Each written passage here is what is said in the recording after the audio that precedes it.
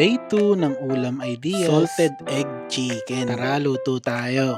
Marinate muna natin sa patis at kalamansi. Ito nga pala yung gagamitin natin sa salted egg sauce. Lagay tayo 75% flour at 25% cornstarch at konting asin. Coat lang natin yung chicken sa breading, tas ready na for frying. Mga 9 to 10 minutes ng frying or until golden brown, pwede na yan iahon. Next, yung salted egg sauce naman. Tunawin muna natin yung butter. Lagay natin yung onion at yung garlic.